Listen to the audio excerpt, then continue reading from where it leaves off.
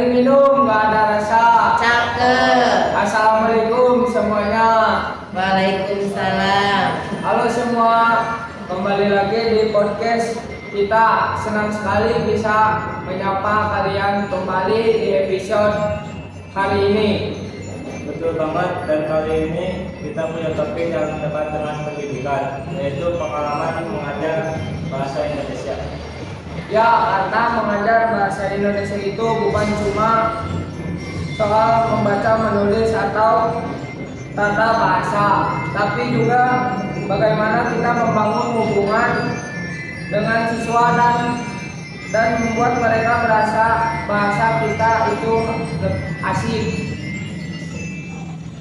Setuju, banyak cerita unik, tantangan, dan momen lucu di kelas.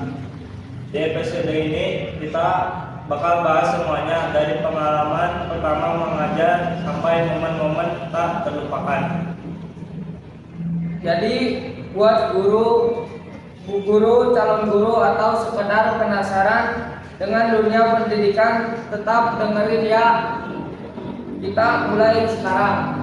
Dan untuk membahas topik ini lebih dalam, hari ini kita kedatangan narasumber spesial, seorang pendidik yang sudah lama berkecimpung di dunia pendidik digital, yaitu Ibu Iil. Oke, selamat siang Repat dan Nita. Halo Ibu, terima kasih sudah hadir di podcast kita. Ya, sama-sama. Ibu, saya ingin memberikan 4 pertanyaan. Boleh. Apa yang membuat Ibu tertarik menjadi guru bahasa Indonesia? Menjadi guru itu sesuatu yang menyenangkan, meskipun awalnya tidak mudah karena menghadapi beberapa siswa yang karakternya berbeda-beda. Tapi dengan tantangan itu kita bisa belajar tentang banyak hal.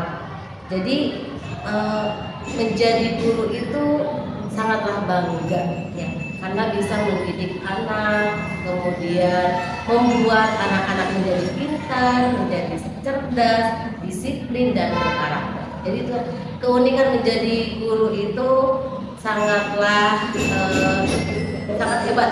Seorang guru adalah sangat, makanya ibu sangat senang menjadi guru, apalagi guru bahasa. Selanjutnya pertanyaan kedua, Ibu, apa saja metode mengajar yang Ibu anggap efektif? Oke, dalam metode belajar biasanya menggunakan metode ceramah, berdiskusi, kemudian pembelajaran kooperatif, tanya jawab, serta bermain peran. Apalagi dalam bahasa Indonesia itu banyak caranya, tidak hanya seperti tadi yang dikatakan kita bisa menulis, membaca, kemudian menyimak, tapi ada juga bermain peran. Karena dalam bahasa Indonesia itu ada pelajaran sastra dan drama. Jadi apa yang kita karakter kita bisa dituangkan dalam bermain peran tersebut. Pertanyaan ketiga, Ya. apa peran penting guru selain menyampaikan pelajaran?